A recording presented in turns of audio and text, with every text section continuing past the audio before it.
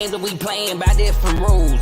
You can't see the vision, we living at different views. Until we complete the mission, keep getting up, never snooze. I walked a mile in my shoes, had the mind of a fool, chasing diamonds and jewels. Trust me, I was confused. Started minding my business and used my mind as a tool. Ended up finding my purpose and found the time to get to it. They told me I couldn't do it. They told me I couldn't make it. They sold it, could never break it. That's sadly mistaken. I need a piece of the pie. I want it so bad I can taste it. They told me like told me, keep on running toes, they gon' take them. Used to lose, built to win, applied myself, I felt it in.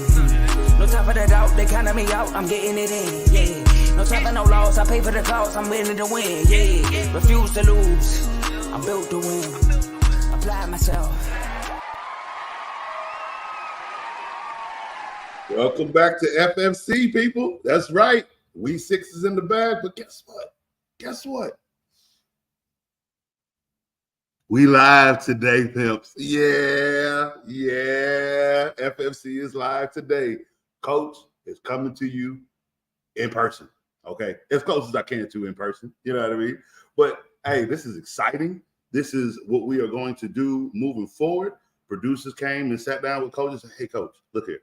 Your show is great, but the people need you live. They got questions they want to ask in the moment. They can't have the questions now and then your show pop up at like 2, 3 in the afternoon. And it's kind of like, but we didn't get that personal touch. Our coach understands.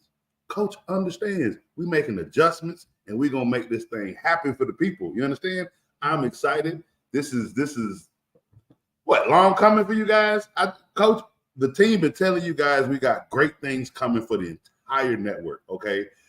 Us going live from here on out, that's just a beautiful thing. I love it. That just gives Coach more opportunities to run his mouth in person. All right? So, hey, Tomo, bye week upon us. We a couple weeks late. They've been here since week 5. Now, due to the fact that we are into week 7, going into that week 8, there'll be a few extra teams on that bye. So, yeah, teams about to get real slim in the bye weeks. So those of you, especially my comrades at Maxwell's Pizza who have their own fantasy league, there have been trades going on in that league since we won. Like, I got one. Lil Danny came up with one trade. What's good, Teddy? Lil Danny came with one trade. He said he wanted to trade Patrick Mahomes.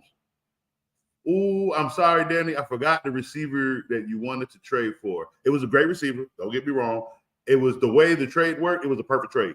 It's just those guys trade in a way that each person's trying to stay afloat in the league. It works. Like, you guys got to understand. Coach never used to like to trade, but that's the coach is always about demolishing. That atmosphere in fantasy is over. Trades are not a bad thing. Look, you got trades where you sucker punch somebody in the mouth, but you got trades that benefit both sides. It's about what, hey, somebody just might be a little desperate, or they might see the future, and they want to dump off something that they may not want on their roster right now. Oh, I think he traded for Stephon Diggs. That's what he did. Yeah. I think he traded Patrick Mahomes and he brought on Stephon Diggs. Not a bad trade at all. Why is that? He's riding with Baker Mayfield right now. You feel me? Tampa ain't doing bad. Baker's throwing good. He's throwing good balls right now. It's fantasy, people. He don't have Baker Mayfield on the team because he expects Baker Mayfield to win a Super Bowl this year. He's playing fantasy football. And right now, Baker Mayfield's 18, 15 points in fantasy is great when he's got a slew of stars killing it. When you do Patrick Mahomes for Breece Hall, Devon Achane, and Justin Fields, I would say yes, due to the fact those 2 running backs are involved. Justin Fields, and don't get me wrong, I'm not going to sit here and bash Justin Fields. No, him and his thumb, going to get enough of that from you later. For fantasy purposes, yeah, that's a decent trade. It's a 3-for-1, but, you have to package for Patrick Mahomes. That's just what you got to understand. This man has absolutely no weapons on the field, and he's like top 3 in fantasy quarterbacks every week.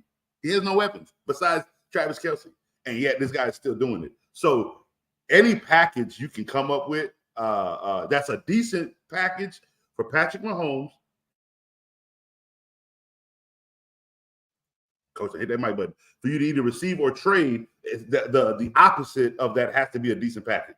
And yeah, Devon A-Chain for Brees, and with Brees Hall and Justin Fields, you're doing 3 runners with one arm for Patrick Mahomes, 700 yards rushing and 5,000 yards passing. So you know what I mean. It's a decent trade.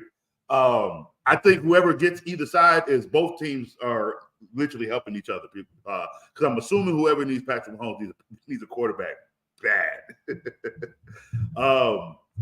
So all right. So now that we're live, all right. Welcome to FFC. Let's jump right into it. Line up those comment sections if you can, please. If you have any questions for Coach will stop what he is talking about so we can get into those questions from you all, because that's what I'm here for. I'm here to give out information for my time here on the show, but I'm also here to answer all your questions while we're here on the show. So please hit those comment sections up, guys. Let's see here. All right, so let's get into our first topic. And it's the topic that no one likes, and that is our fantasy busts for week 6. Let's see here. I'm in the wrong. There we go. All right, let's look up our real quick. I want to give a few shout outs to the people that I get my information from when I look up my fantasy information. One is to Fantasy Football on Instagram. I love looking at their information. Their layout is amazing. That's where I get all of my basically that's where I get they give me the right information when it comes to, busts and heroes. Like I don't have to scale through ESPN's list of players. Now they're giving me the specific people that I would actually want on my bust or my heroes list. And then they actually have a good breakdown of positions, wide receiver, who did great in wide receiver, who did great at tight ends, who did great at quarterback, kicker, defense, so they break that down real well. They give you your top 8, top 10, and it depends on where I get it. I get it from football, Fantasy Footballer. I also pull from, who else I pull from? Oh, I can go to my saves, that's why. Fantasy Footballer, and let's see. Oh, I didn't save it. No, I'll get to them when I have to look them up. But so let's start with our bust right now. And when I look up that other information, I'll shout out to that Instagram page when I do that. All right, so let's go here back to Fantasy Footballer. And let me make sure I didn't miss any comments. All right.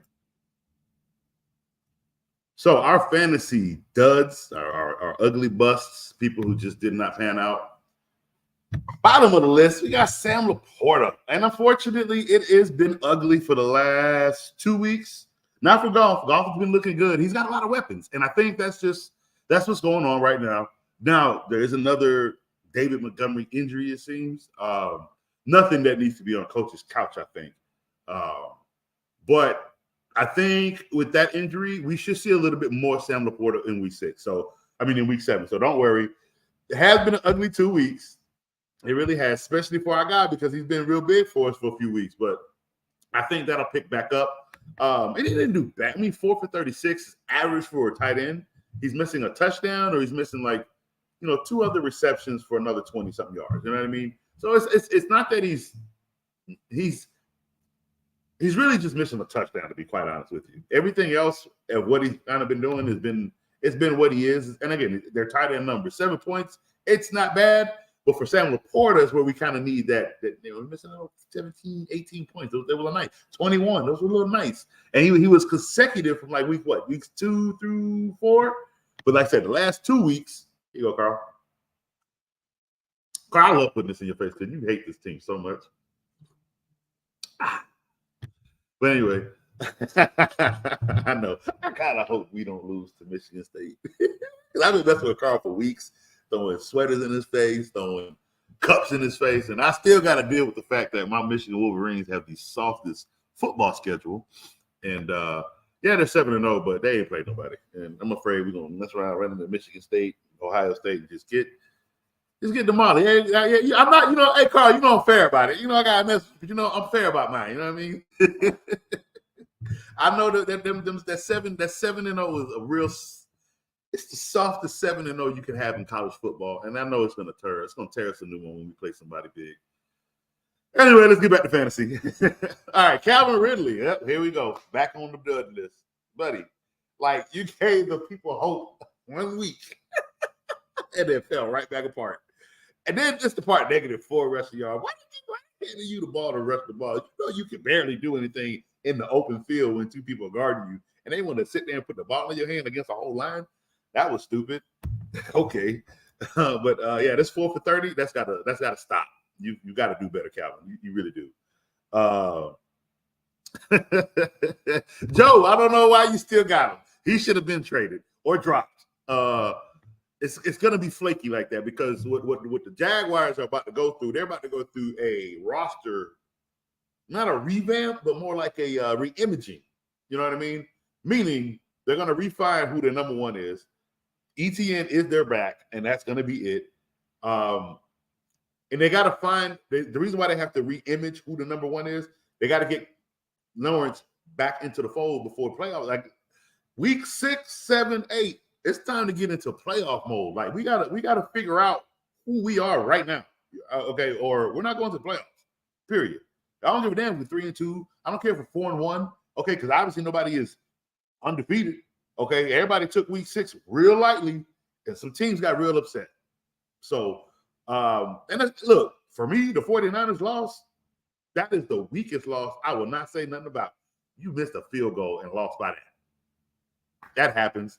Other than that, I think the 49ers are still the number 1 team in the NFL. They lost because their kicker could not complete a field goal. Okay? Tell you, we're going to see a new NFL real soon where these running backs are getting paid, even with this slew of injuries, because we ain't got kickers and punters and special teams on the field. Everything going to start from 25. I'm just saying. I mean, running backs going to get paid, though. And even fullbacks. They're going to have money for fullbacks because they don't have special teams. All right, I'm just telling y'all. Anyway, I just traded Zay Flowers for Ridley. No! That's what you should not have done, Teddy. You should have kept Zay Flowers, bro. No. Wait. Hold on. Zay Flowers. Let me double check that because there's Zay Jones and there's Zay Flowers. One of them you should not have traded. No, you should not have traded Zay Flowers. No, you should not have done that. You should have kept him.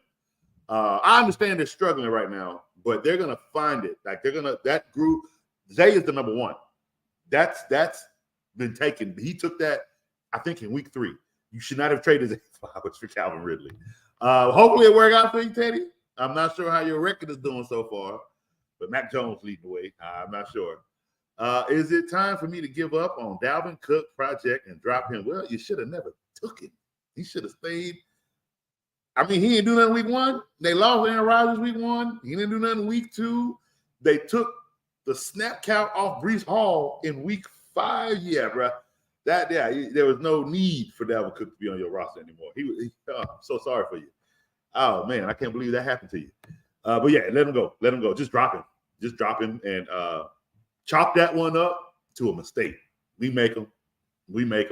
That's the life of fantasy football. We hope so much for players, and then we get a Dalvin Cook, you know? All right, so let's see who else we got on our bus. Let's see. Where did my Instagram page just go? There we go. All right, so we got George Kittle. Well, here's the thing. He was a bust this week. But I kind of been telling you guys, it's hard to start Kittle because, yes, he's a receiving tight end, but we all forget his number 1 job is the block. That's why they run so much. It's because of him, because they can hit that outside because of George Kittle. What you think they're going to use more? I mean, I would say if Debo is out this week, or if McCaffrey is out this week, George Kittle may have a better week. But if they have everybody playing, guys, George Kittle is the last target. He is the last person getting targeted, bro. Again, 1 reception for 1 yard. Now, his 1 reception is fine. That's what he does with that 1 reception. But that's all he's really going to get, guys. They have a lot of weapons. A lot of weapons. Jones has been on my bench. Well, I say what, Teddy, because that's fine. Like when you say on your bench, and if you've got other receivers that don't come off the field, And that's why you want to trade Zay Jones for Calvin Ridley. I still don't know why you want Calvin Ridley. I don't know why you want Calvin Ridley. That's my issue. But I don't see an issue with the trade. But Jones could have still sat on your bench, or he could have been a trade target for a running back or a better receiver. I don't know. Calvin Ridley he's gonna flip flop all year because their offense is not gonna go through him. Man, they tried it through him for like 4 weeks, and look what happened. So now they're literally re-imaging what they want to do on offense, and they're gonna win without him. Basically, if he can be a part of that, they're gonna get him some rocks, but. They're not. I don't think they're looking for him as their go-to at all. All right. Let's see here. Puka Nacua. Now, yeah, he's on the bus list. But you know what other list he's on? Can coach do it? The coaches told you so list. Didn't I tell y'all to stop playing with this Puka Nacua crap? I told y'all the minute Cooper Kupp come back, it's gonna shrink. Y'all didn't believe me? Yeah, because it looked too good. The 1 week Cooper Kupp came back and they both had it. Okay, bro, that was 1 week. It is going to look like that every so often, but that team belongs to Cooper Kupp. Period. He's the number 2. Okay? The number 2. And sometimes the number 2 don't get as many targets as the number 3 because the number 3 is open before the number 2. Oh, look at Jalen Waddle. The fantasy gods didn't bless me. Hey, let me tell you something, bro. Jonathan, you my new fan. You want to know why? Because you tell it like it is. Coach done whipped behind in fantasy. You understand me? I am fantasy. Okay, I do it all. I know how to play this game. And last year was the worst year I ever had. I had Javonte Williams, who's supposed to pop off. Yep, he popped an ACL. I had Justin Herbert, who was supposed to be fantasy gold, and he had bruised ribs all season. I had Dalvin Cook, who I said, you got to do what you did last year, and he did everything but score a touchdown. So I'm walking with a number 1 running back with only 9-8 points every damn game because he can't get his behind in the end zone. Bruh, I know the feeling. And sometimes the fantasy guys tell you it is not your year, and you have to listen to them. You can't defy them. You have to understand. And here's what I mean. You have to listen to them. Don't quit. Don't be that loser that he's 0-5 right now and he messes around and just don't do nothing with his team for the whole rest of the year. You just quit. You suck if you do that. You a sucker for doing that. Bruh, like real talk, I've been in some bad wins. I've had some bad losses. And you know what I do for the rest of the season? Whose season can I mess up for the rest of the year? That's my goal now. I want to see whose season I can destroy now. If I ain't gonna make it, I'm taking somebody with me. Come on, bro. We can't just quit because we're not winning. Make it like that's just you're a sucky player if you do crap like that, man. You real sucky. But anyway, let's see. Puka Nacua is gonna be up and down because when Kupp go off, we all know that guy. Stafford got one vision. So it's 4 for 26. They went, and you gotta remember Kyron Williams going off as a running game too. So we all know what Sean McVay gonna do. He gonna eat that, he gonna eat the yards on the ground first, bro. He gonna eat yards, he gonna eat on the ground first, and then it goes to Kupp. Target value first is the Kupp. Okay. But while Kyron is sitting here running the ball the way he is, Puka is now the 3rd option in targets. That's how the ball rolls, pimps. You gotta take it for what it is. You understand? Look at AJ Brown. No, Tomo, ain't no joking. Look, hey, look here. I'm gonna say it right here on Coach FFC, bruh. AJ Brown stole the number 1 role. He might have heard all them jokes about the number 2. He ain't playing like a number 2 this year. I can't. Tomo, this is the 1 year we can't ride that one together, bro. We can't do it. I get that Smitty is taking on D-double, but it's not like they're not leaving AJ Brown one-on-one anymore. I've seen him literally this year go against two defenders. He's not looking bad at all. He's looking like now. Yeah, the AJ narrative, that narrative is dead. The narrative of him being a number 2 is officially dead. Coach is calling the hair right here on FFC because he's not playing like a number 2 wide receiver. He's playing like a number 1. If you look at him, if you look at AJ Jettas, if you look at Tyreek Hill, you got to put that man right there, right there in that spot. You have to. He's up there in the top 5. He's a top 5 wide receiver. Tell me who's better than AJ Brown right now outside of the 3 that I've named. Cooper Kupp should be up there, but he was hurt. Sorry. Smitty should have been him. But the ball is going to AJ, bro. I can't. Coach going to tell you what he sees, right? Last year, the year before that, didn't see that. Okay?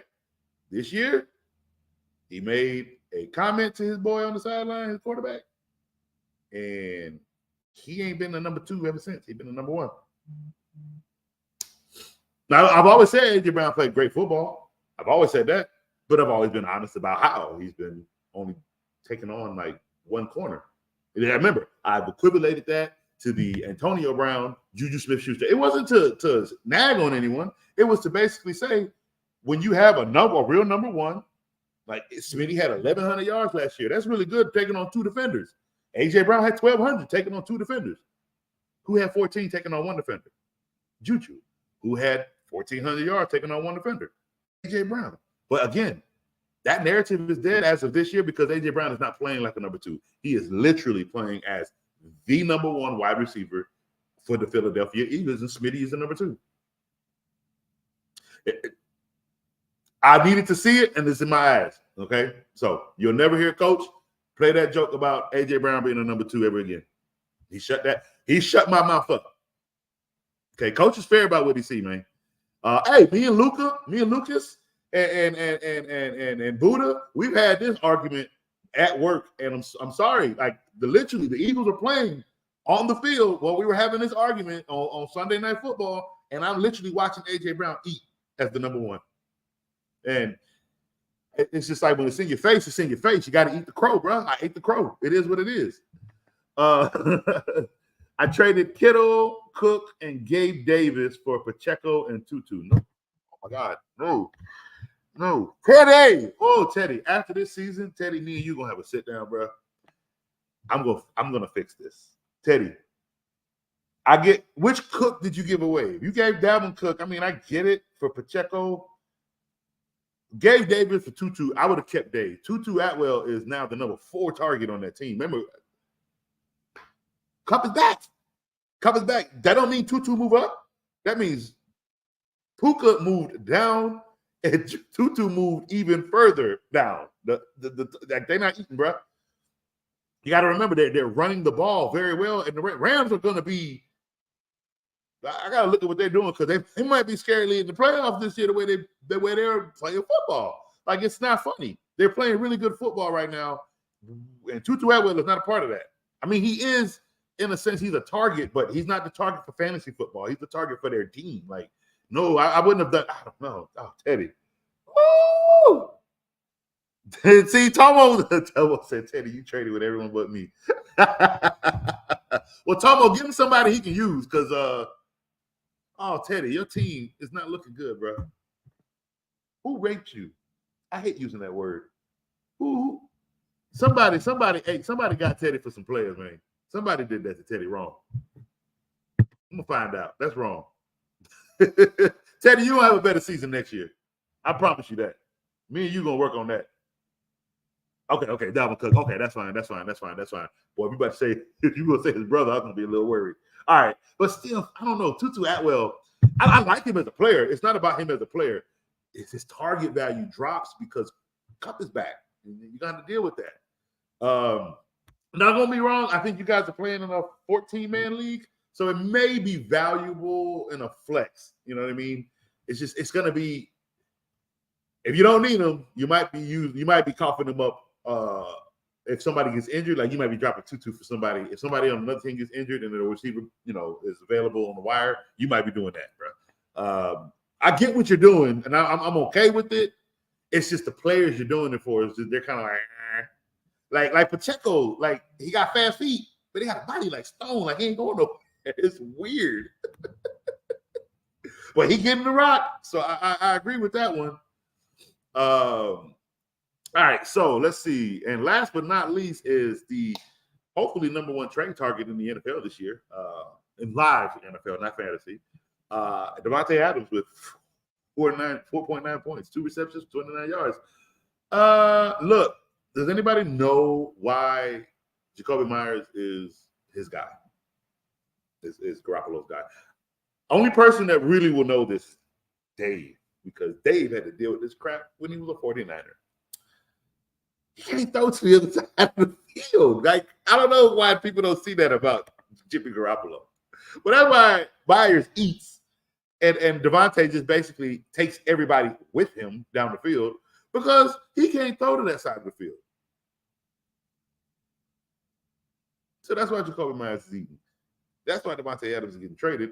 And most likely, hopefully, to the Kansas City Chiefs. They need a receiver. They desperately need a number one guy. And they got the money to pay Devontae.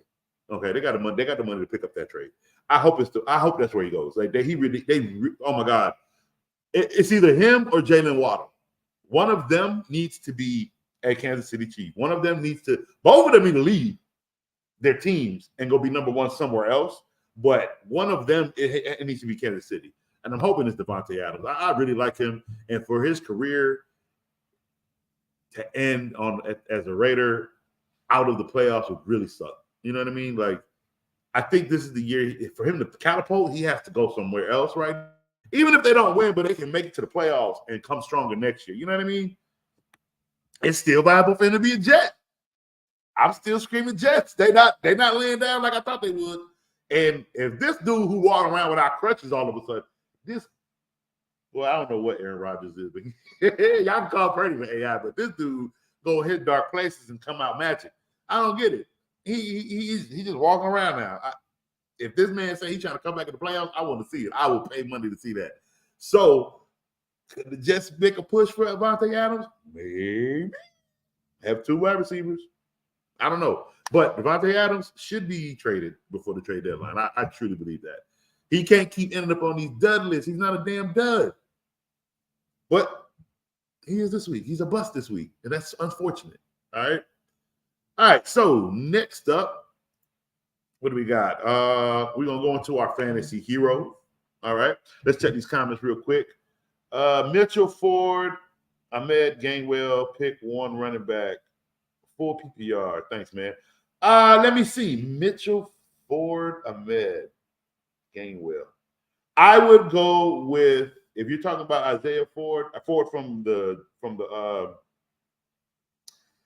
Cleveland Browns, it's Ford all day.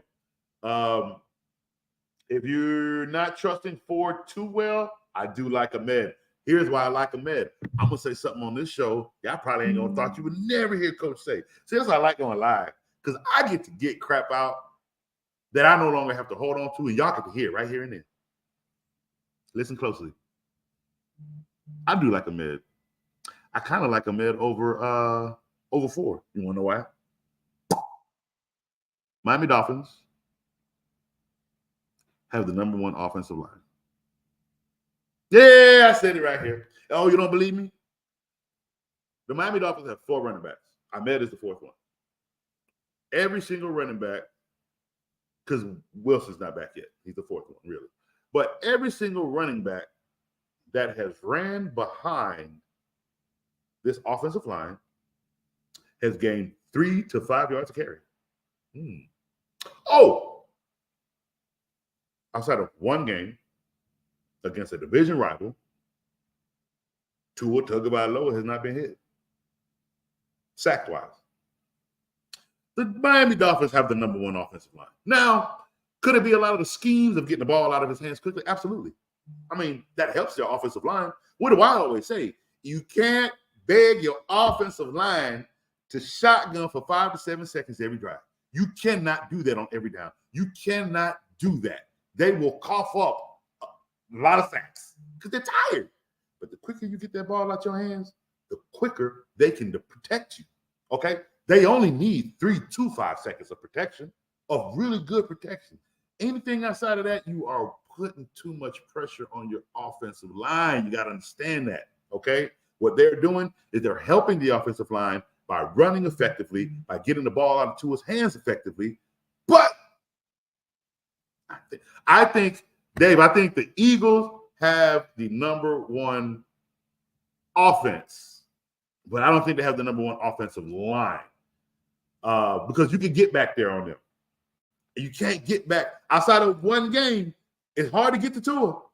It's really hard. Now, again, a lot of that I say has to do with them getting the ball out quicker. I don't know if Jalen is holding the ball long, but their plays aren't designed for him to hold the ball long.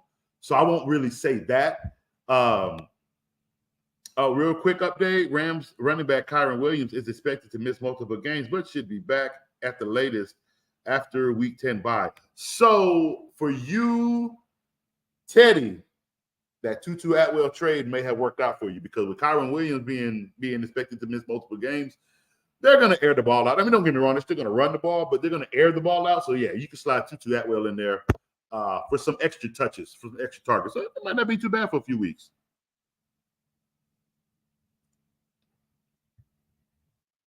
Yeah, look who Bella Adams went against this week. Belichick doesn't let number ones go. And that's true. But, again, Garoppolo don't like to throw to that side of the field anyway. You got to think, all year it's been Jacoby Myers. It hasn't been Devontae Adams. It would have been Devontae Adams. Jacoby Myers was out. Let's see. So let's get into. Let me check more. Make sure I didn't miss anybody. Dolphins have the best offense. I tell you what, this Eagles. I need to see this Eagles. This Eagles, Miami. I think that's this week, right? It's gonna be a big game. It's gonna be a really big game. Dave, this game, let's say, will decide who has the number one offense. Not the number one defense, because I think both teams can attack each other's defense. This game will be displayed as who has the number one offense. Because don't get me wrong, Tyreek Hill is going to shred the hell out of that safety, the secondary, and the Eagles. But what have I been saying all year? Baker Mayfield did it. Mac Jones did it. That secondary in the Eagles is not good, but that front seven is. So you still have to be careful. With the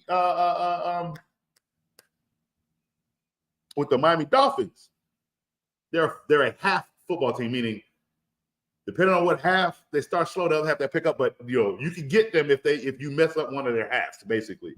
If you get to them, and you can get to them because they are weak. Where I say they have the number one line, i.e., any running back can go back there and be an effective runner, and the fact that they're protecting Tua very well, they do have one issue, and that is their interior line. And they've been disguising it very well. Meaning I think they're keeping things away from that weakness. But I don't know, that defensive line for the Eagles can get in there. So where we saw Tua Tagovailoa protected outside of that Bills game, we could see Tua get hit in this game against the Eagles because they are ferocious in that front seven. Okay, so but I still think both teams, because we may be looking like a 38-34 point game.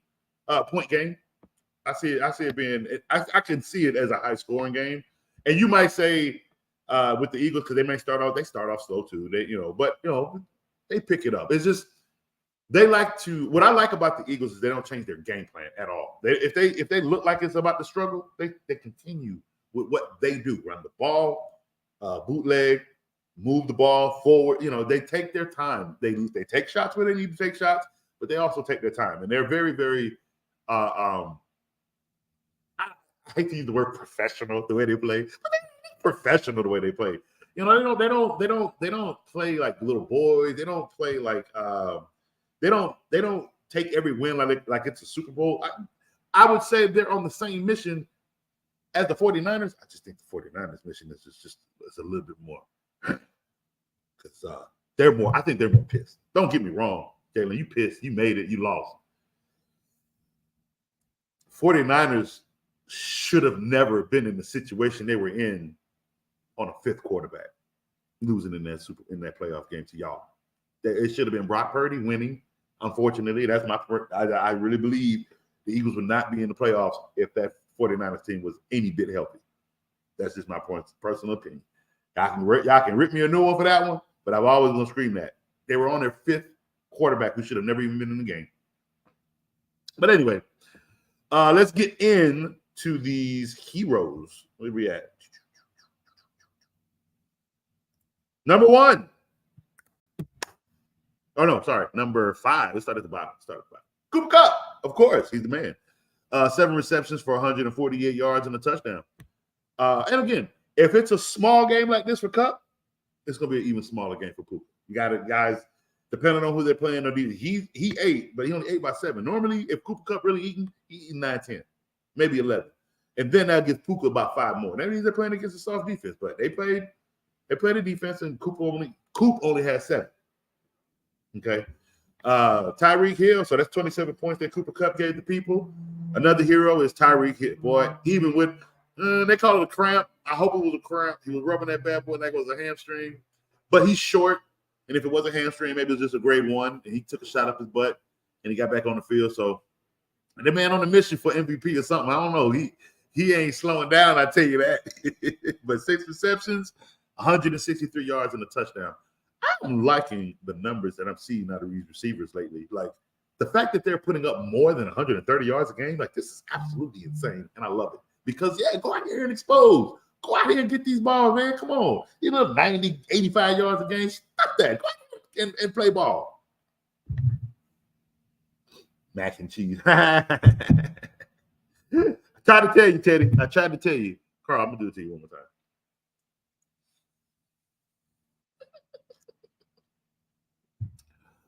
Michigan, please be Michigan State.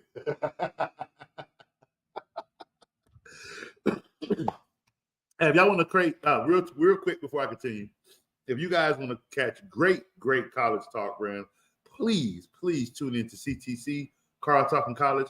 This man breaks down college like I have never seen before. And I love college football and I love college commentary.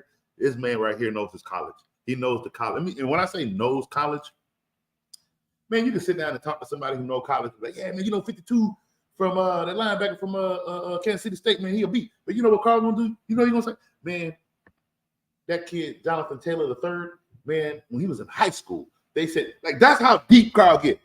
He's giving you the name of this kid. He's giving you the stat lines from the beginning of his life. You understand what I'm telling you?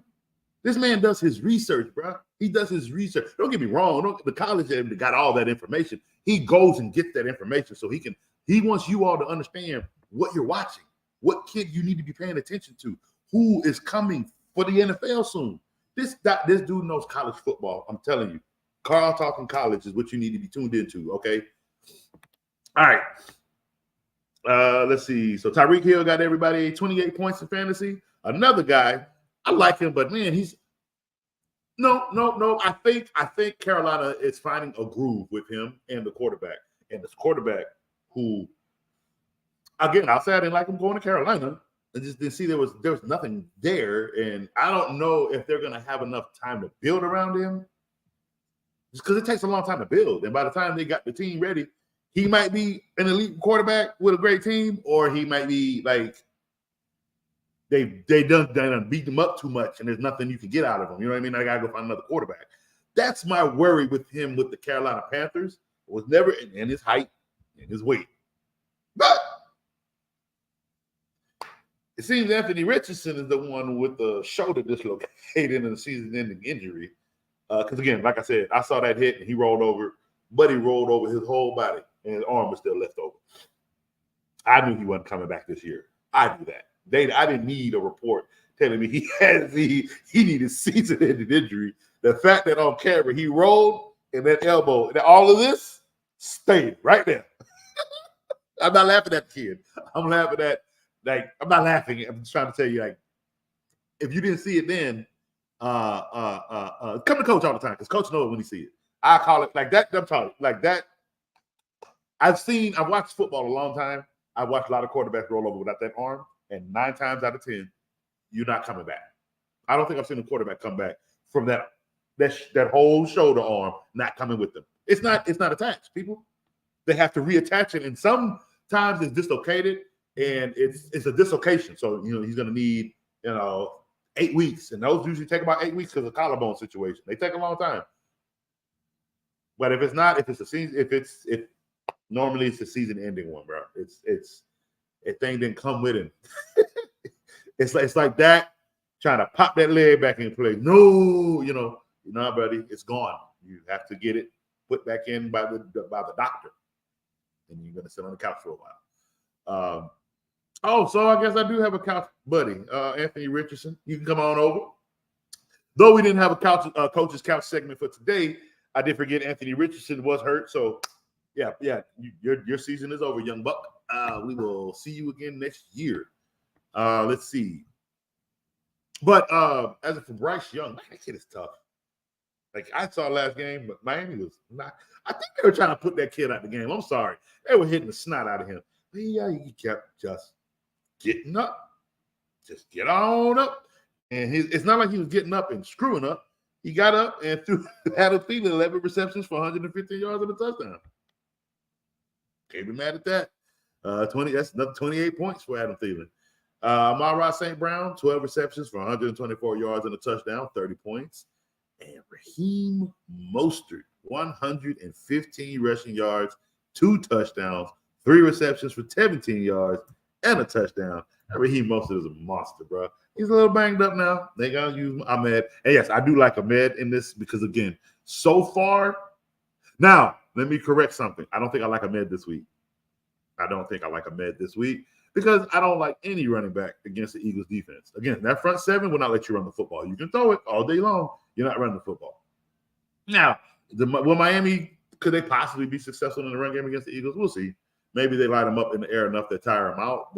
And it could come late in the game, and that's if it's with the Miami win.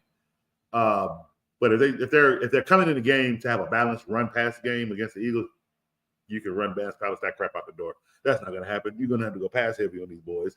Ask Baker Mayfield. Ask Mac Jones. Ask any quarterback that had to play against this Eagles secondary. You're going to have to go pass heavy because that's what you can do, but you can't run on this team. They will defeat you on the ground, okay? So this week, I do not like Ahmed. I do want to correct that. I do like Ford more this week. And that's because Raheem Mostert, is Raheem Mostert playing this week? Stay tuned. We'll talk more about this situation, guys. Let's stay tuned. It's only Wednesday. We're discussing things that happened. We're recapping last week and going over our bad players and good players. We got more positions to go over, stuff like that. But stay tuned. We got an episode tomorrow going live. We got a Friday going live. Friday is the one you need to watch because that's where we will know who we're going to start and sit, especially with this Miami team via injuries. So yeah, stay tuned for the Friday episode. We'll get more detailed information on that situation. All right, so let's look at some more positions here. Let's look at the quarterbacks. We have at the bottom Justin Herbert for 22 for 37, 222 yards and 2 touchdowns. 1 reception for 10 yards, but that gives you 19 points for good old Justin Herbert. Jalen Hurst was 28 for 45 for 280 yards and a touchdown, 3 interceptions. But he still got you 19 points with 1 rushing touchdown. Jared Goff, 30 for 44 for 353 yards and 2 touchdowns and 3 rushing yards for 22 points. Tua Tagovailoa, 21 for 31, 262 and 3 touchdowns for 22 points. And guess who's leading the pack, people? Ding, ding, ding. You heard it. Dak Prescott, 21 for 30, 272 yards, 1 touchdown, 40 rushing yards for 1 touchdown. No interceptions. He cleaned that up this week. All right. Next up, we got our running backs. Derrick Henry had a good game. Let's see here. 97 rushing yards for 1 touchdown, 2 receptions for 16 yards for 19 points. Breece Hall, the Unleashed, 39 rushing yards, 1 touchdown, 5 receiving yards for 54 yards for 20 points. That touchdown really helped. So did those catches. 5 for 54. That's big. Kyron Williams, 158 rushing yards and 1 touchdown for 21 points. Travis Etienne, 55 rushing yards, 2 touchdowns, 3 receptions for 28 yards, 23 points. And he's not going to have big rushing yards. His stuff is going to be like 55, 67, 88. But his best friend is Trevor Lawrence, which is why he got 2 touchdowns. So Travis Etienne is going to be fantasy relevant due to he likes his quarterback and his quarterback likes him. And, of course, we went over Raheem Mostert's 115 rushing yards for 2 touchdowns and 3 receptions for 17 yards and a touchdown. All right, let's see here. Next up is the receivers. We pretty much went over 3 of them already. Cup, Tyreek, and Adam Thielen, 4 of them. And Amon-Ra St. Brown. Lastly is Keenan Allen, 7 receptions for 85 yards and a touchdown for 21 points. So he had a great game. So good job on those 5 receivers. Tight ends. We got Michael Mayer, 5 receptions for 75 yards for 12 points. Jonnu Smith, 4 receptions for 36 yards and a touchdown for 13 points. And whoa. Kyle Pitts, 4 receptions for 43 yards and a touchdown. Don't get excited. Actually, you can get excited. You can. You want to know why? Both of them are going to score like this each week.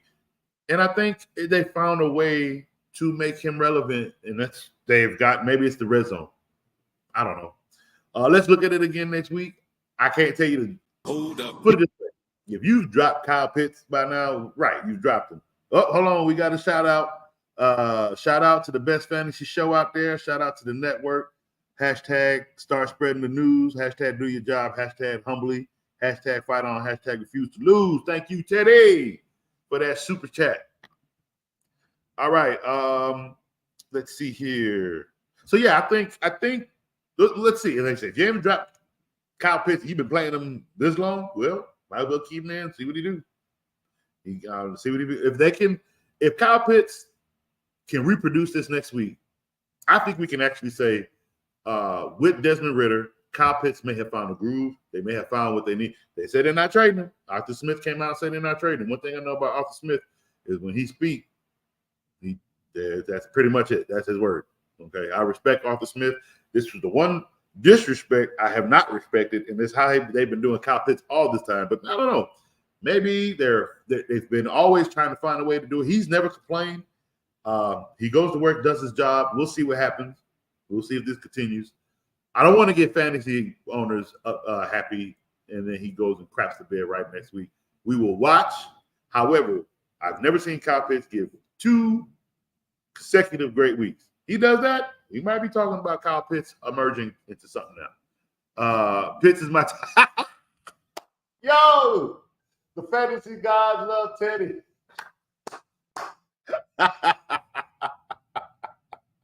Yo, hey, Teddy, that might do something for you, bro. Oh man, that might do something for you, bro. Patience is key. Hey, you're not lying to that. And that's the thing about fantasy, man. Sometimes you got to rock with your roster, and you just got to let it. That's why I say don't quit. Don't quit. If you're 0-5, you go to the playoffs? No.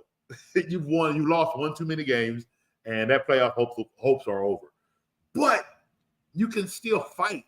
You can still make the right moves. You can still make your team some form of relevant, right? Go on a win streak for the last few games that they have, right? Like, this dude done turned into something. He didn't just lay down. I hate people that lay down, bro.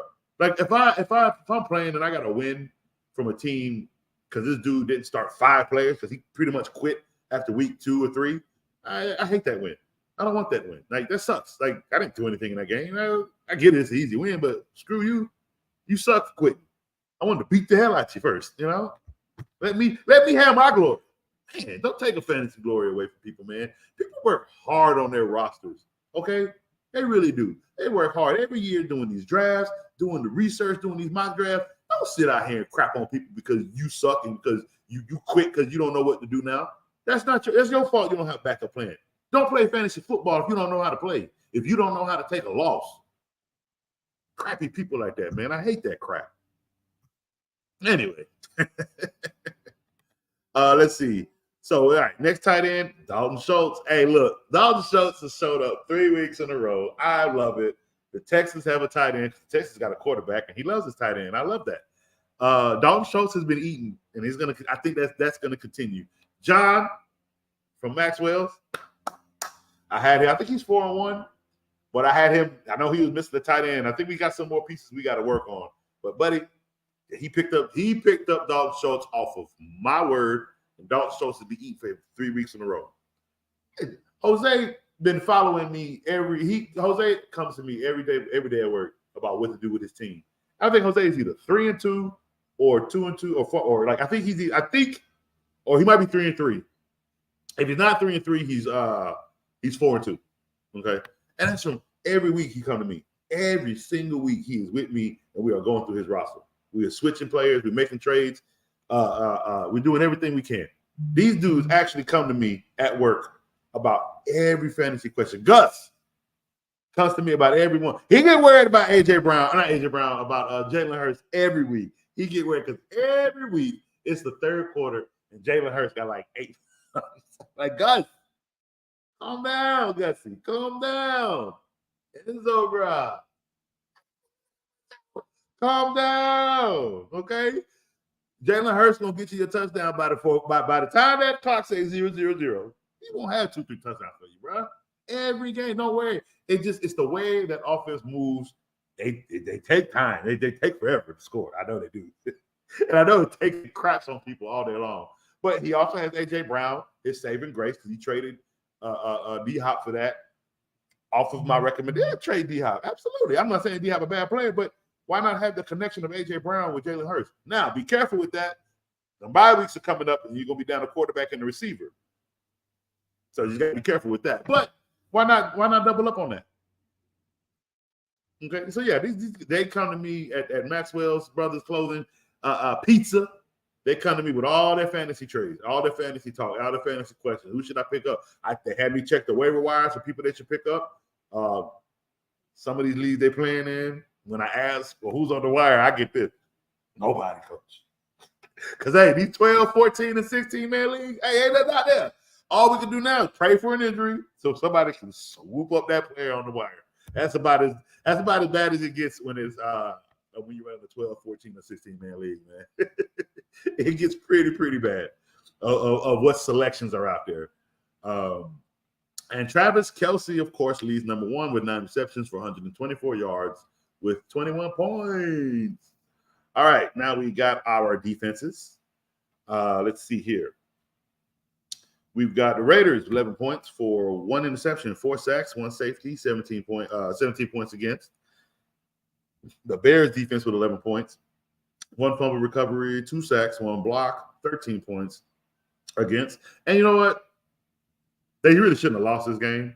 They really shouldn't have, but Fields turned back into Fields, and the Bears looked like the Bears again. So I guess that was just a Dick Butkus game that we all needed, and then now the Bears are back to being the Bears. All right, Ravens, 1 interception, 1 fumble recovery, 6 sacks, 16 points against, 13 points. And now that I'm live, and now that I have Carl's ear, I've been waiting weeks to say this. And I don't mean to say this in any disrespectful way, and I mean this with the utmost respect for this organization. Carl, is it time for the Ravens to move on from this offensive coordinator? Like, real talk. I'm sorry, but the offense looks vanilla. It looks old. It looks slow. It does not look like it fits Lamar Jackson's way of football. Like, something needs to change. People can come at it about his accuracy, or he's not throwing good, or I get that they're dealing with other injuries again, and that sucks too. So hopefully they can make some trades by the deadline. But I personally think this offense is just ugly and old based off that coordinator. Like, I think they need to move on from him, personally. That's just me. And Carl, if I'm wrong, let me know. If you have any other reasons why the Ravens look like they look, come to coach and let coach know. But that's what I'm asking you live. Is it the coordinator? Because I've been screaming the coordinator needs to go since week 2. So if I'm wrong, let coach know. And let if it's something else that I'm not seeing, let me know. I'll look into it and correct myself. But I really think it's the coordinator. I apologize if I'm wrong about that, but I really think it's the coordinator. They don't look comfortable on offense at all. And again, I get it. They're missing pieces. But I don't know. I really think they need to go younger at coordinator. I don't know. It could just be me seeing something that's not there. But again, Ravens defense, 13 points. Chiefs defense, 2 interceptions, 1 fumble recovery, 4 sacks, 8 points against, 16 points, which baffled me, boy. I thought the Broncos would get a little bit better, but they really needed 1 more touchdown that they just absolutely could not get. All right, Vikings defense. I can't believe the Vikings defense. Well, they did play the Bears. The Bears. 1 touchdown, 2 interceptions, 1 fumble recovery, 5 sacks, 13 points against 4, and 22 points total. So good job by the Vikings defense leading that. And last but not least, our beautiful kicking squad. We have Brett Maher, 3 for 3, over 39 yards, and 1 for 1, 40 to 49 yards, and 2 extra points for 15 points. Dustin Hopkins, 1 for 1, over 39 yards, and 2 for 3, 49 to 49 yarders, and 1 for 1, 50-yard. Nice. And 1 extra point for 16 points. I like Dustin Hopkins, though, for the Browns. The only problem with the Browns team for me, with him, is they don't get in the red. They don't get in kick field. Like, it's either they're punting or they're scoring. So this was one of those games where they actually were able to get this kicker active. You know what I mean? Brandon McManus, he's another one that's like that. He's a great kicker, but they're never in enough ranges for field. They're either punting or scoring. But for this game, he was 2 for 2 for 40 to 49 field goals, 1 for 1, 50-yarder, and 4 extra points for 17 points. Harrison Buckner, 2 for 2 over 39, 2 for 2, 50-plus, and 1 extra point for 18. And the golden leg himself, who actually had 1 kick stolen from him, but 5 for 5 over 39, 1 over 40 for 49 for a 19-point game. Justin Tucker. That man, you know what's funny? I enjoyed watching that game because I just enjoyed watching him kick all those field goals. That dude was just on it. He was just in London and just knocking them. Like, what? Like, for instance, like, when you're overseas, you don't know what game you're going to get with these NFL teams, right? I don't know if that made them happy or sad, but for me, if I was a fan overseas from another country, it's the fact that I got to see a guy come in and kick all those field goals and not miss one. That would have actually excited me. Like, I was a part of that for that game overseas. Like, I thought that, like, Justin Tucker went over there and showed out overseas is what he did. Okay, and you don't think that's what he did, then you don't know football and you don't know kickers. Okay, but that's what he did. He went out there and took that leg overseas and said, "I ain't like me now." I loved it. He showed out. All right. So those were our fantasy heroes for week 6. And now we're going to go into our next segment, which is our fantasy updates. Let me go ahead and find that tag real quick. And while I'm looking for that, I'll check out any talks, any chat. Nope. All right, cool. All right, so let's get into boom. I gotta find another save method. There we go. All right. So this one is from, let's see, what page is this? This is Fantasy Football Today. I love their page. I love the structure when I'm looking for like the scorings of basically looking for top scores for each position. And waiver wire pickups. So our first piece we're going to waiver wire pickups. So we have Michael Mayer, tight end, 8% owned. Zach Evans from the Rams. Yeah, with Kyron Williams being out, yeah, you may have to go to Zach Evans. I'm not sure how he will do. Another thing, you got to plug him in and see. Hey, at this point in the league, we looking for scraps right now. Okay, anybody gets hurt, I don't care who it is. Oh, you hurt? Come on, you going in? Kareem Hunt, no, don't do that to yourself. He had a good game. If you can fit him on your bench, I don't see why not, but I wouldn't get too excited. Jordan Mason is 10% owned, and Elijah Mitchell is 56% owned. And I think Elijah Mitchell is maybe the better option over Jordan Mason. However, if McCaffrey is out too long, like if he's out, and no matter how long he's out, I think they're going to split carries. I think they're just going to go with both. All right, now we got quarterbacks leading the way. Justin Fields at number 10 with 105 points. Brock Purdy at number 9 with 106 points. Let's see. Kirk Cousins at number 8 with 108 points. Lamar Jackson at number 7 with 112 points. Justin Herbert At number 6 with 114 points. Patrick Mahomes at number 5 with 116 points. Jared Goff at number 4 with 116 points, who has been playing some great football, by the way. Kudos to these Detroit Lions, who are absolutely killing it right now. Tua Tagovailoa at number 3 with 121 points. Jalen Hurst at number 2 with 128 points. And I call it like I see it, and I've been calling him this for years. Mr. Fantasy God himself, Josh Allen, 132 points. Number 1.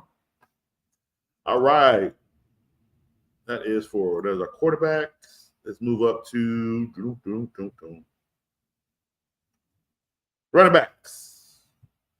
Top 10 running backs. Let's see. Number 10, Kenneth Walker with 91.50 points. Number 9 is Tony Pollard with 91.60 points. Number 8 is Bijan Robinson with 95 points. And, you know, it's funny. He was, what was he ranked in draft? I think he was ranked number 7 or 6 overall. And it's pretty much where he's been for most of the weeks. And I've said it, like, I don't have a big like schedule. Like, they're not winning a lot of games on their schedule, 6-7 games. But a lot of that, I think, is going to be ran by Bijan. Anything over that is the entire team, and they're winning 10 games. But he can carry this game. He can carry this game or this team to 6-7 wins. That's not hard. And with that, he's at 95, so he's like number 8 in the top 10 of scoring. That's basically what that is. DeAndre Swift at 95.70 at number 7. Devon Achane at 101.70 at number 6. Zach Moss at 103.60 number 5. Kyra Williams 111 points at number 4. Travis Etienne 115 at number 3. He jumped up. Raheem Mostert at 139.40 number 2, and Christian McCaffrey at 148. Number 1 running back. All right, move up to our wide receivers. All right. Number 10 is Devontae Adams at 104. Number 9, Justin Jefferson at 109. And again, Justin Jefferson is going to drop dramatically because he's going to be out for another 3 weeks. So DJ Moore 120, number 8. And that's going to drop just because he's not doing what he did last week, guys. That's and he's not doing what he did the week before that. It's going to stop. Let's see, AJ Brown at number 7. That's going to go up. 121. Puka Nacua 122 at number 6. That's going to go down.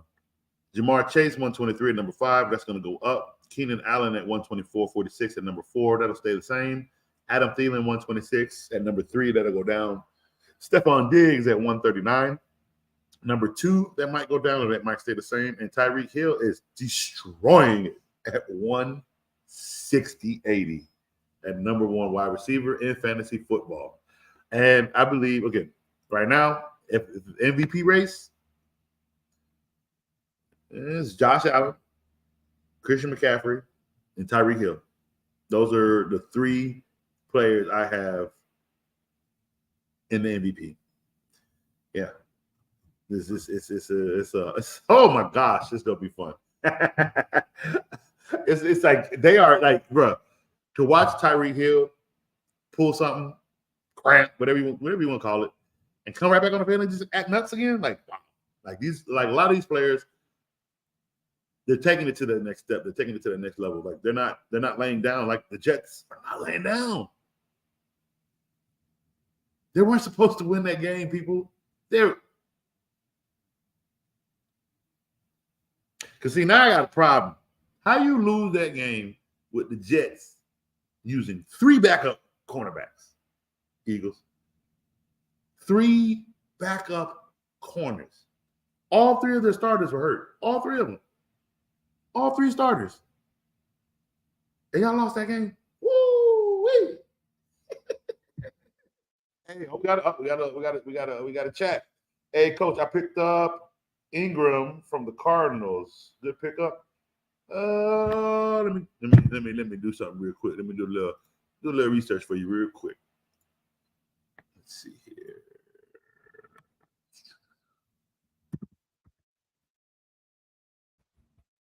1 second. We're gonna go. I have a special place I like to get a little where I like to dissect my information. So we're gonna do that live right here.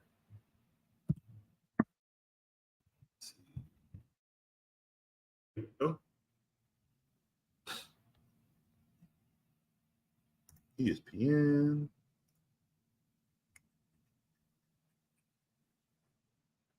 All right, let's go running backs.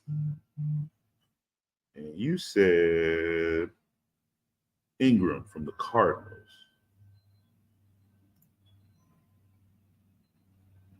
Yeah, because Connor is out another week.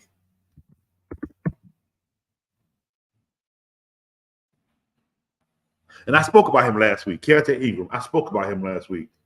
And I want to say why was I worried about him?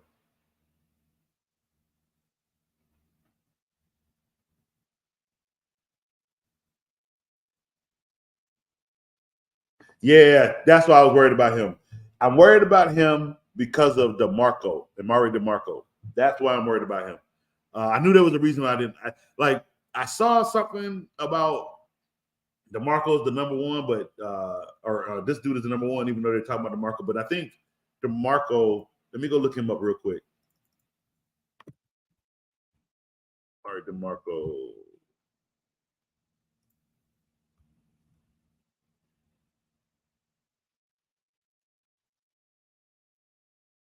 Ooh. So it's shoot. None of them have DeMarco nor because so here's the issue. Connor is out, and this coach who thought he had a game plan for this team, he doesn't know what to do with these two running backs. He doesn't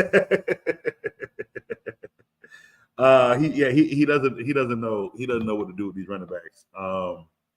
That's a big. I don't know what to do.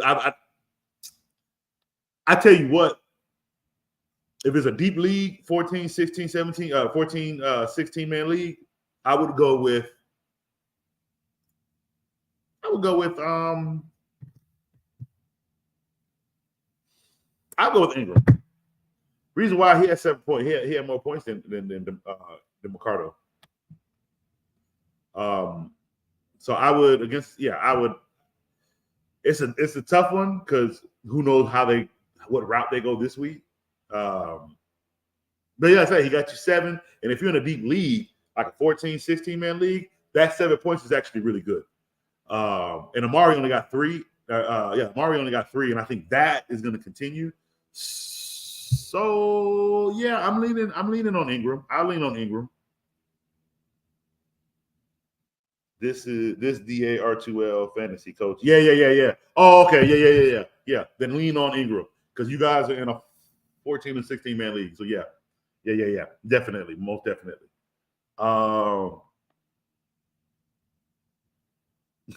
Teddy, that man call you baby food, bro. Wait, Teddy said you don't need any advice, Cardo. We up this week.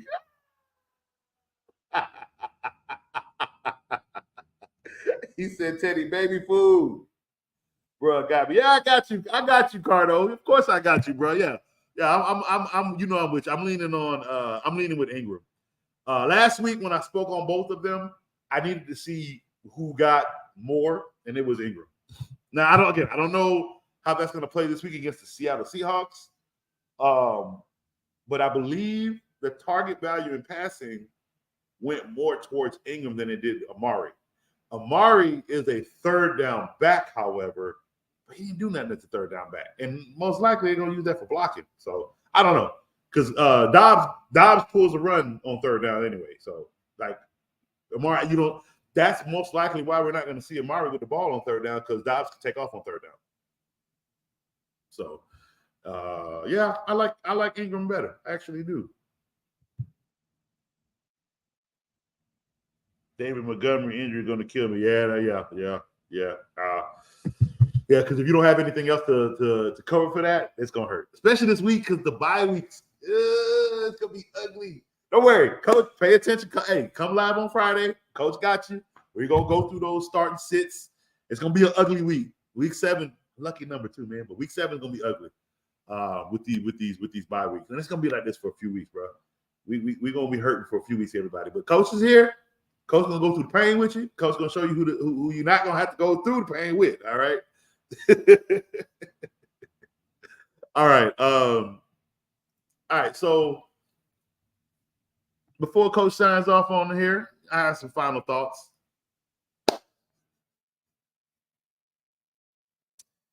My final thoughts are this.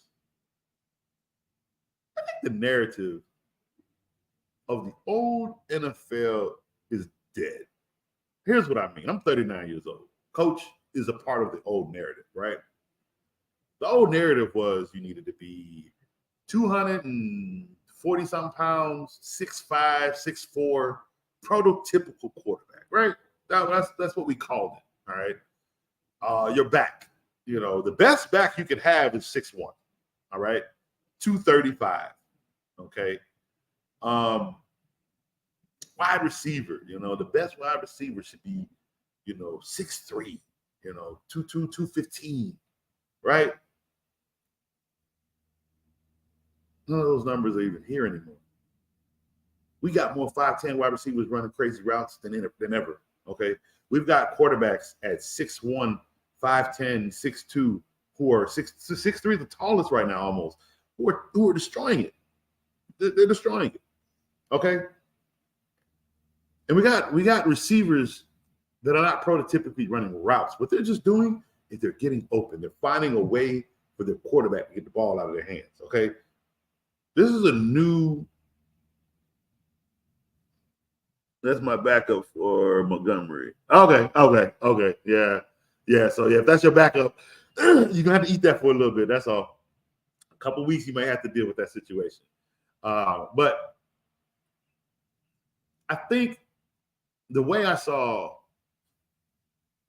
Richardson get hit and roll over without his arm, the way I saw Bryce Young take smacks from the backside all game, all year.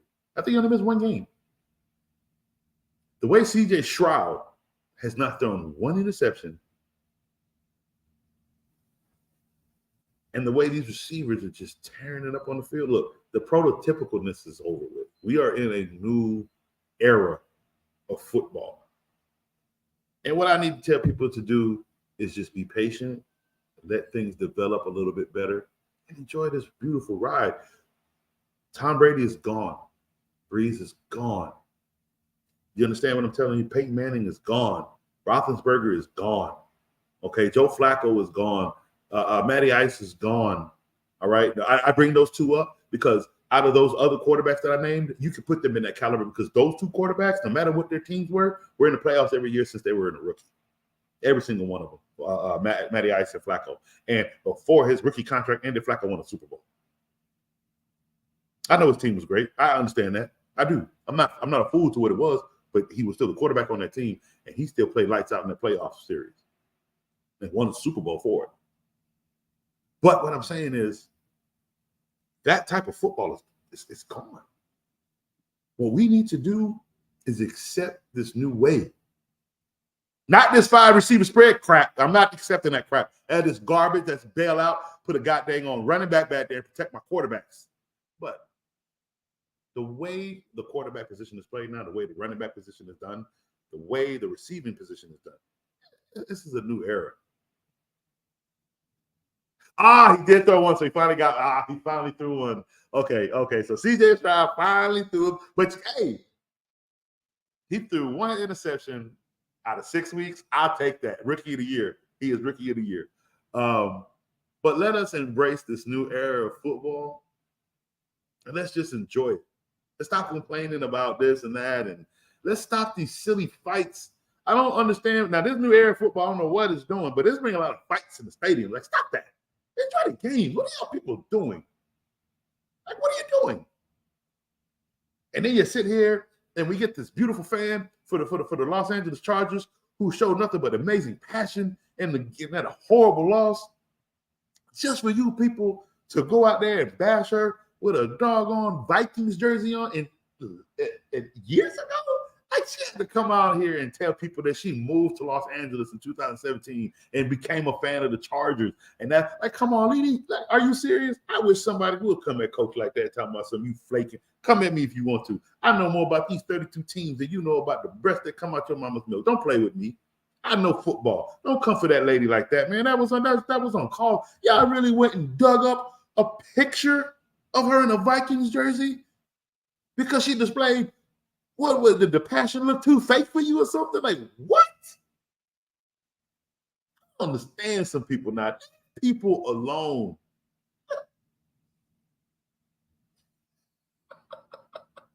Guys, this is a new realm of sports that we're in. Betting is involved. Okay. More fans are going to show passion. Sometimes that passion involves money. Who cares? It's their passion. Leave their passion alone. They ain't messing with your passion. Let the new era of football just immerse us. Like, let's enjoy what we're going to see. What we're going to see is we're going to see the lack in running back value, but we're going to see a production in field play. Meaning, it's not that the running back is dead. They're not cutting the position out. They're using that position in other ways. Now, what that mean? Get ready, people. NFL coming in for a long haul change.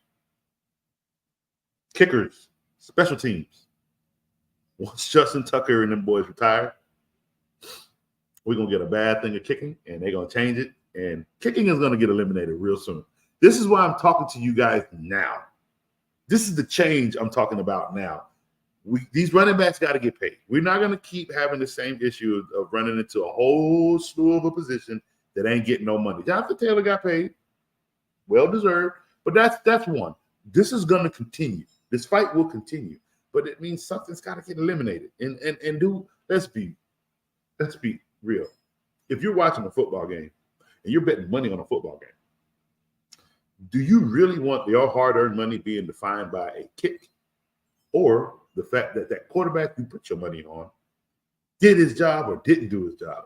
There's a difference where you put your money. I don't want money lying on a field goal. Like that would tear me a new one.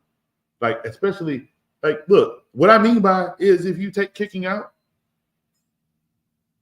it's battled on the 20-yard line.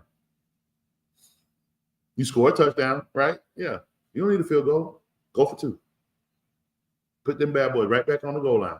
Or just put them on the 10-yard line. Back it up a bit. Make it a challenge. Make that 2 points a challenge. You only got 6. But I feel like if the money has to go somewhere, and there are more injuries in special teams than there are in open field play. Blindside hits happen all the time. Pull things, there's a lot going on. And look, a lot of people kick that ball over the end zone anyway, and you start from the 25. So what are you really doing? Tell me what the point is then, if that's all we're starting games at. We're starting them off at the 25 to the kicker's kicking over. He's kicking it behind out of bounds as it is. So what's really the point? Oh, flex help. Kareem Hunt, Jalen Warren, or Jamison Williams? That's your coffee. Let me give me a second. Let's see what my boy did this week.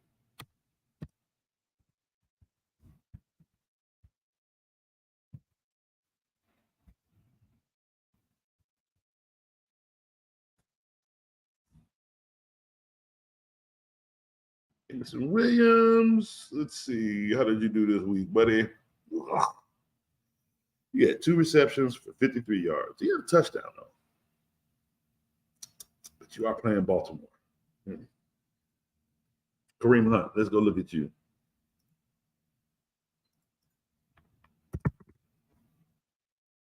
Kareem Hunt, you are playing, let's see, you were going up against Indiana. You had 12 carries for 47. I think that's going to pick up. That's going to be about what you do too. Let's see. Yeah, I like Kareem Hunt against Indiana, to be quite honest. They're hurting with their quarterback being out. They're going to be in their feelings a little bit, and they might get attacked a little bit in this game because they're a little bit They're on demand. I get it. They got a backup quarterback. Come on, let's admit you guys. Let's be real. Richardson was the leader. You might see now that their quarterback is out. You might see more for Indianapolis, but I'm going with Kareem Hunt in the flex. Yep, I like Kareem Hunt more in the flex. Warren plays the Rams. Yeah, don't do that. Don't do that. No, don't do that. I would go with Kareem Hunt against the Colts, and it's because he can catch. And the Colts, they're gonna move the ball on the ground a little bit better. Like they're not gonna play air ball. It's gonna be ground ball, and they're gonna use both running backs. I think Kareem Hunt is gonna get in the end zone at least once. Rams rushing defense is pretty cool, absolutely. So yeah, I would stay away from Warren. And there is nothing on the Steelers' offensive running back team that really says Warren may have taken the job from Harris, but it's not saying that he's warranted a start on anybody's team, not even a flex. Kareem Hunt has shown that, especially going up against the 49ers defense. Okay, so for him to do that against 49ers defense, I feel more confident with him going up against the Colts defense. Absolutely.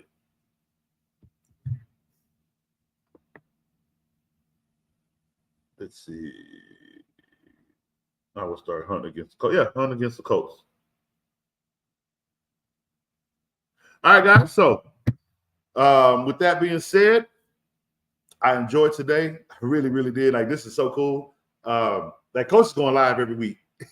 This is not a one-time thing anymore. Coach is here. I'm not sure how I'm gonna fluctuate the hours yet. I try to do everything in the morning time to give everybody more afternoon time to eat. Like, if you missed the live show, you can come back in the afternoon and rewatch and get all the information that you may have missed. So I try not to I don't want to be too late because I want you guys to have all this information out as early as possible. And then, if I'm up as early as I can be, you got the early birds get the best questions. Hey, right? I wish I could come on Mondays and Tuesdays before waiver wire stuff so I can give out those waiver wire informations. You guys are on your own when it comes to that. What I will do on Wednesday, because I can't do the Tuesday or Monday, what I'll do on Wednesdays is I'll talk more waiver wires. So if you guys did make moves, I can talk about them live, or you can basically come on and hey, Coach, I picked this person up off the wire. What do you think? Do it that way. That way you're getting your live answer from Coach right then and there, and that gives you time to drop or absolutely, make sure you plug that player into your lineup. For Carl, because a couple of those championships was us getting by the Ravens.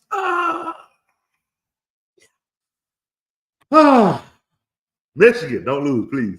I swear to God, I've been running my mouth since the season started, bro. Don't Michigan, don't lose, because it just gives Carl every fuel to come at Coach, and I got to sit there and take it. Please, please, please don't lose. Please don't lose. And I know he's gonna put a bet up against Coach, and I'm gonna lose that bet because I'm gonna take the bet because I have to because it's Michigan. So please don't do that. Michigan, please don't make your fluky record have you losing to Michigan State. Coach don't need that. Okay, Coach really doesn't. I don't need the badgering from Carl, even though I've been badgering him all season. Anyway, this was fun. Coach had a great time. I hope you guys had a great time with Coach. And again, I'm here tomorrow. We're going over to see tomorrow's episode. We got what is it? We're talking about Thursday night football, absolutely, and any fantasy news or updates that come up. And so join me tomorrow if you have any more fantasy questions, so I can slip those questions in for you guys and answer them live right here on the show. If you guys have anything else, I'll be here tomorrow. Hold up, I would start Hunt against Hunt against the Colts. We already discussed that. All right, so Coach is out, and I'll see you guys tomorrow. Peace.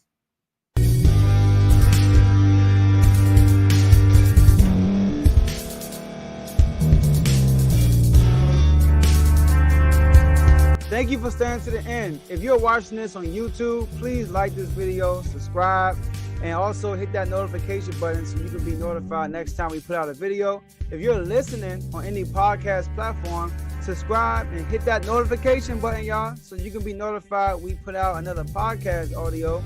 And last but not least, hit that share button, no matter what you're listening to or watching it. hit that share button and send it to somebody that you know that would love to watch this episode you just listened to. So once again, thank you for staying to the end, and we'll see y'all at the next episode.